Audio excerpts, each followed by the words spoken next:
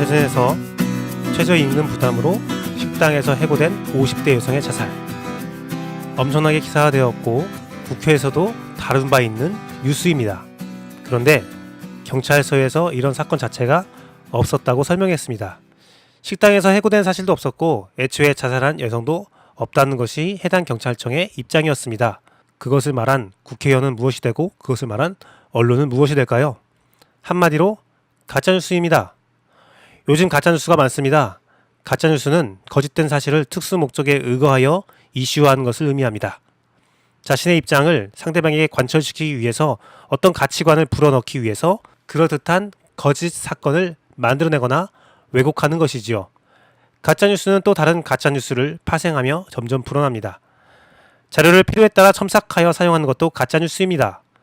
어떤 자료든 사용하기에 따라 또 자료에 정확한 배경 설명이 없는 사용은 사실을 왜곡하게 하는 위험성을 가진 가짜뉴스입니다. 언론과 정치인이 이와 같은 행위를 한다면 법적으로 제재를 가하는 것이 맞습니다. 이미 외국에는 법안들이 만들어지고 있다고 하지요. 또한 언론과 정치인이 가짜뉴스를 생산했을 때 사실을 아는 사람은 가짜뉴스를 반박하고 정확한 자료를 제시하는 것은 반드시 필요한 일입니다. 이와 같은 일이 설교에도 사용됩니다. 설교에도 수많은 가짜뉴스가 동원됩니다. 성경과 혹은 다른 사람의 설교를 짜집기 하여서 자신의 의도를 드러냅니다. 설교가 하나님의 뜻과 말씀을 전하는 목적이 아닌 성경을 통해 자신을 보호하는데 자신의 이권을 늘리는 데 사용되는 경우가 있습니다. 가짜뉴스입니다. 이단의 방법입니다. 우리 기독교는 이와 같은 가짜뉴스를 경계해야 합니다. 그러기 위해서는 정확한 자료를 공부해야 할 필요가 있습니다. 정확한, 아주 정확한. 인싸와 아싸, 기성세대와 신세대, 종교와 삶, 꿈과 현실을 이어주는 브릿지가 되고 싶습니다. 정통 기독교 방송의 꿈을 꾸고 있는 CR침례교회 김기도 목사, 오늘의 브릿지 시작합니다. 오늘 큐티한 남자의 본문은 역대상 14장 1절에서 17절 말씀입니다. 개역개정으로 보도록 하겠습니다. 두로왕 히람이 다윗에게 사신들과 백향목과 석수와 목수를 보내 그의 궁전을 건축하게 하였더라. 다윗이 여호와께서 자기를 이스라엘 왕으로 삼으신 줄을 깨달았으니 이는 그의 백성 이스라엘을 위하여 그의 나라가 높이 들림을 받았음을 알미였더라. 다윗이 예루살렘에서 또 아내들을 맞아 다윗이 다시 아들들과 딸들을 낳았으니 예루살렘에서 낳은 아들의 이름은 삼무아와 소밥과 나단과 솔로몬과 이팔과 엘리수아와 엘베렉과 노가와 네벡과 야비아와 엘리사마와 부엘야다와 엘리벨렛이었더라. 다윗이 기름 부음을 받아 온 이스라엘의 왕이 되었다 함을 블레셋 사람들이 듣고 모든 블레셋 사람들이 다윗을 찾으러 올라오매 다윗이 듣고 대항하러 나갔으나 블레셋 사람들이 이미 이르러 르바임 골짜기로 쳐들어온지라. 다윗이 하나님께 물어 이르되 내가 블레셋 사람들을 치러 올라가리이까 주께서 그들을 내 손에 넘기시겠나이까 하니 여호와께서 그에게 이르시되 올라가라 내가 그들을 내 손에 넘기리라 하신지라. 이에 무리가 바알브라심으로 올라갔더니 다윗이 거기서 그들을 치고 다윗이 이르되 하나님이 물을 쪼갰같이 내 손으로 내 대적을 흩으셨다 하므로 그곳 이름을 바알브라심이라 부르더라. 블레셋 사람이 그들의 우상을 그곳에 버렸으므로 다윗이 명령하여 불을 사르니라. 블레셋 사람들이 다시 골짜기를 침범한지라.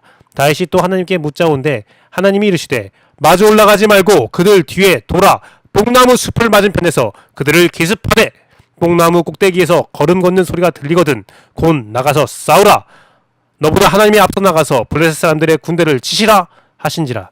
이에 다윗이 하나님의 명령대로 행하여 블레셋 사람들의 군대를 쳐서 기본에서부터 게셀까지 이르렀더니 다윗의 명성이 온 세상에 퍼졌고 여호와께서 모든 이방 민족으로 그를 두려워하게 하셨더라. 아멘. 칼자루와 칼집이 있어야 칼은 안전한 법. 다윗이 왕이 되고 두로는 다윗에게 성전을 지으라고 백향목과 인부들을 보내줍니다. 다윗은 여호와 하나님께서 자신을 높이는 것을 깨달아 알게 되었죠. 다윗은 또 아내를 맞이하여 아들들과 딸들을 낳습니다. 그러나 좋은 일만 있는 것은 아니었습니다. 블레셋은 다윗이 왕이 된 것을 듣고 전쟁을 벌입니다. 하나님은 다윗에게 한 번은 용감히 돌격하라 명령하시고 한 번은 매복 기습을 하라고 말씀하십니다. 저는 본문에서 두 가지를 생각했습니다. 첫 번째는 출애굽 시절 하나님께서 모세에게 말씀하신 내가 나아가라 하면 나아가고 멈추라 하면 멈추라는 명령이었습니다.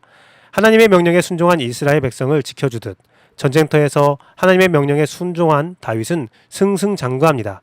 두 번째는 다윗이 받은 두로의 호위와 블레셋으로부터 받은 전쟁이 다윗에게 미치는 영향력이었습니다. 두로의 호위는 다윗의 궁정이 되고 장차 다윗이 타락하는데 일조를 합니다. 블레셋의 전쟁은 다윗을 더욱더 위대한 왕으로 만들어줍니다. 마치 복과 타락, 고난과 연단의 연관관계를 보는 것 같습니다. 이에 두 가지 교훈을 얻었습니다. 첫째는 어떤 순간이든 하나님의 말씀을 받고 따라야 한다는 결단입니다. 이 전쟁 같은 삶에서 나아가야 할 때와 기다릴 때를 잘 분별해야 한다는 생각을 가지며 나의 삶에 하나님의 말씀으로 주관받는 것이 필요하다라는 교훈을 얻었습니다. 둘째는 눈앞에 보이는 것이 전부가 아니라는 교훈입니다. 세상에서 잘 되는 것이 축복의 전부가 아닙니다. 세상에서 위기를 얻는 것이 저주의 증거도 아니라는 것이죠. 인생지사 세옹지마 전화위복의 진리를 얻었습니다. 잘 될 때 경계하고 위기일 때 기회가 있다는 생각을 가지게 됩니다. 소위 잘 나갈 때 많은 유혹을 얻고 타락하는 경우를 많이 봅니다. 다윗에게 궁전은 그의 위엄과 영광을 잘 드러내는 도구이기도 했지만 교만과 타락의 장소가 되기도 합니다. 많은 결혼과 자녀는 권력 다툼과 우상 숭배로 이어지는 범죄의 시발점이기도 했습니다. 오늘날 역사에서 또 많은 개인과 단체를 통해 이와 같은 교훈을 우리는 늘 얻고 있습니다. 그럼에도 학습되지 않는 이상한 현상도 경험하고 있지요. 하나님이 주신 복, 하나님이 허락하신 것을 잘 관리하고 거룩함을 유지하는 데 사용하기를 원합니다. 오늘 나의 잘됨을 교만으로 삼지 말고 오늘날의 순적하지 못함을 절망으로 삼지 않기를 바랍니다. 내가 신경 써야 하는 것, 늘 하나님 앞에서 겸손을 유지하고 하나님의 말씀에 귀를 기울이고 하나님의 말씀에만 온전히 따르는 삶을 유지하는 것입니다. 나를 높이고 나를 낮추는 것은 세상 어떤 것도 아닌 오직 하나님 한 분이라는 것을 잃어버리지 말고 하나님 앞에서 거룩함을 유지해야 하겠습니다. 복과 고난은 칼과 같습니다. 너무나 날카롭지요. 그 날카로움에 내 자신이 베일 수도 있습니다. 그 자체를 휘두르는 것이 아니라 그것을 잘 사용할 수 있는 자제력과 안전장치가 필요합니다. 칼자루와 칼집, 안전하게 칼을 사용할 수 있는 안전장치입니다. 신앙에는 말씀과 기도, 성령님의 충만한 인도함이 필요합니다. 그것이 나의 칼자루가 되고 나의 칼집이 되어 주님이 주시는 복과 고난을 잘 사용할 수 있는 것이지요. 평정심, 하나님 안에서 누리는 평안을 유지하고 싶습니다. 복과 함께 오는 저주를 분별하고 저주와 함께 오는 복을 선별하는 사람이 되고 싶습니다.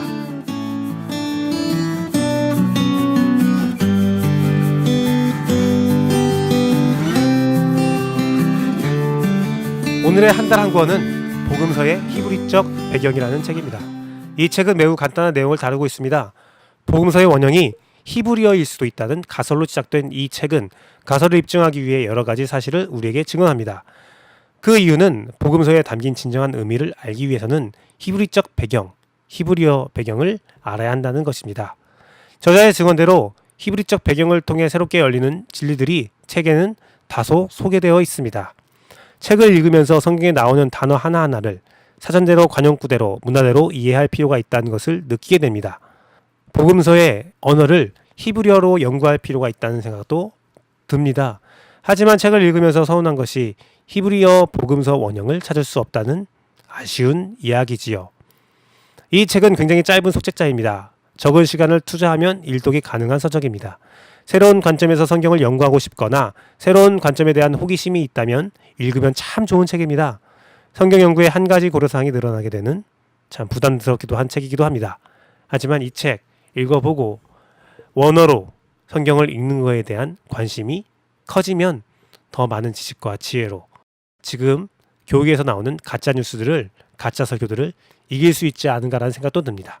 우리가 꼭 읽고 한번 상고해 볼 필요가 있는 서적이지요. 오늘의 브릿지 여기까지 하겠습니다. 감사합니다.